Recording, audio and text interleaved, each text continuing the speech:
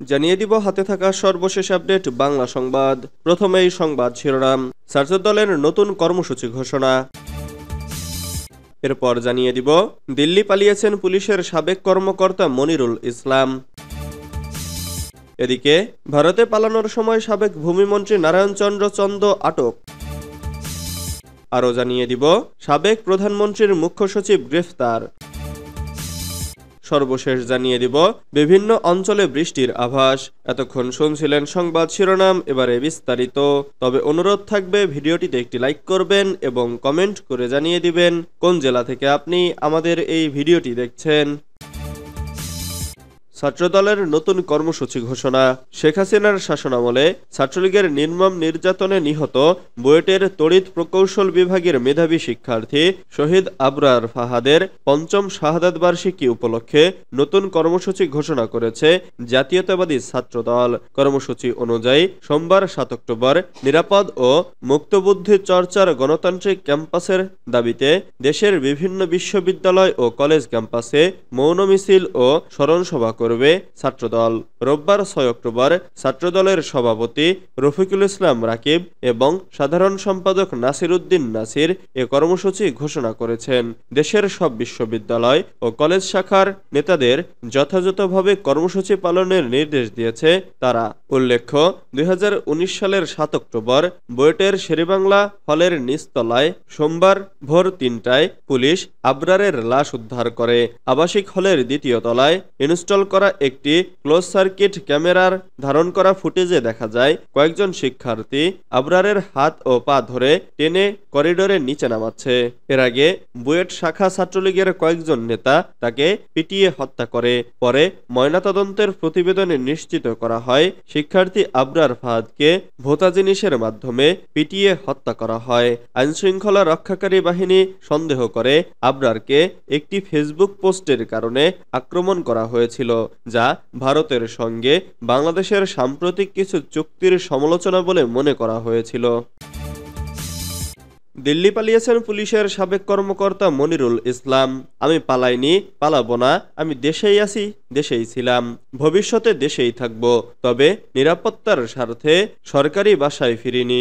গত 18 সেপ্টেম্বর ঢাকা পোস্টকে এমনটাই বলেছিলেন বাংলাদেশ পুলিশের সাবেক অতিরিক্ত মহাপরিদর্শক মনিরুল ইসলাম। তবে শেষ পর্যন্ত দেশ ছেড়ে পালিয়েছেন। বর্তমানে তিনি ভারতের রাজধানী দিল্লিতে অবস্থান করছেন। তবে কিভাবে সেখানে গিয়েছেন সেটি স্পষ্ট না করলেও দেশ ছাড়ার বিষয়টি নিজেই ঢাকা পোস্টকে নিশ্চিত করেছেন।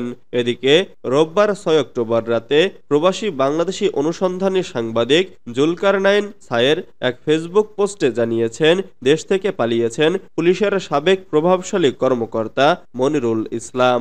তিনি ফেসবুক পোস্টে উল্লেখ করেন পলাতক এসবি প্রধান মনিরুল ইসলামের অবস্থান নিশ্চিত করেছে অত্যন্ত বিশ্বস্ত সূত্র।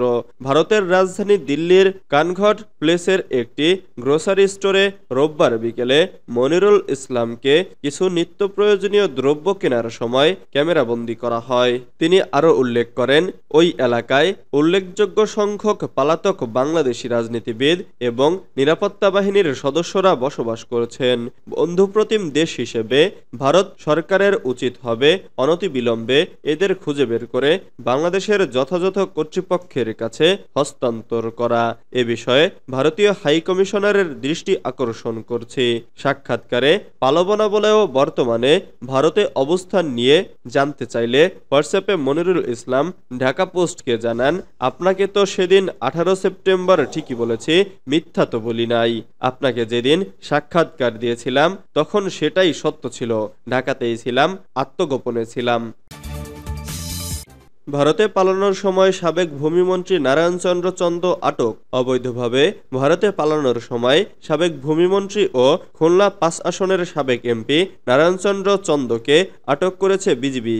রোববার 6 অক্টোবর রাতে বিজিবির পক্ষ থেকে পাঠানো এক বার্তায় এ তথ্য নিশ্চিত করা হয়েছে। বিজিবি জানায়, অবৈধভাবে ভারতে পালানোর সময় ঝিনাইদহের মহেশপুর সীমান্ত থেকে সাবেক ভূমিমন্ত্রীকে আটক করা হয়েছে।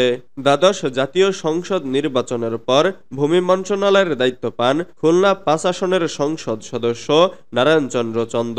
এর আগে ২০০৮ সাল, ২০১৪, ২০১৮ সালের নির্বাচনেও সংসদ সদস্য নির্বাচিত হন তিনি। ২০১৪ সালের ১২ জানুয়ারি তিনি মৎস্য ও প্রাণী সম্পদ মন্ত্রণালয়ের প্রতিমন্ত্রী হিসেবে শপথ নেন।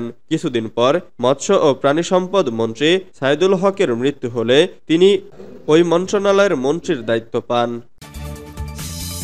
সাবেক প্রধানমন্ত্রীর মুখ্য সচিব গ্রেফতার। সাবেক মুখ্য সচিব ও সাবেক এনবিআর চেয়ারম্যান নাজিবুর রহমানকে গ্রেফতার করেছে ঢাকা মহানগর পুলিশের গোয়েন্দা শাখা। ডিএমপির অতিরিক্ত কমিশনার রেজাউল করিম মল্লিক তথ্যটি নিশ্চিত করেছেন। রোববার ৬ অক্টোবর রাতে ঢাকা থেকে নাজিবুরকে গ্রেফতার করা হয়। সোমবার ৭ অক্টোবর তাকে আদালতে সোপর্দ করা হতে পারে, তবে কোন মামলায় তাকে গ্রেফতার দেখানো হবে তা নিশ্চিত হওয়া যায়নি।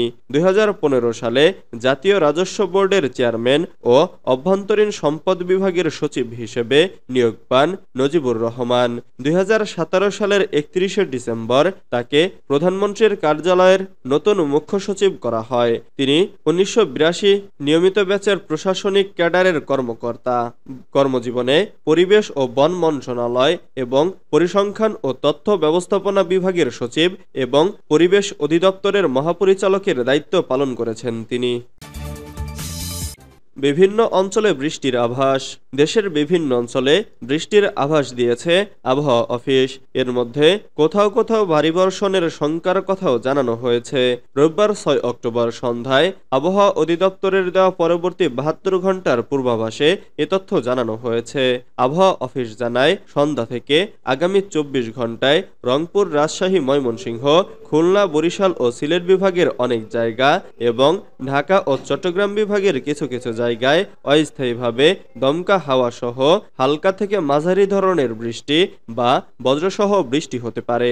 সেই সঙ্গে দেশের কোথাও কোথাও মাঝারি ধরনের ভারী বর্ষণ হতে পারে। সারা দেশে দিন এবং রাতের তাপমাত্রা প্রায় অপরিবর্তিত থাকতে পারে।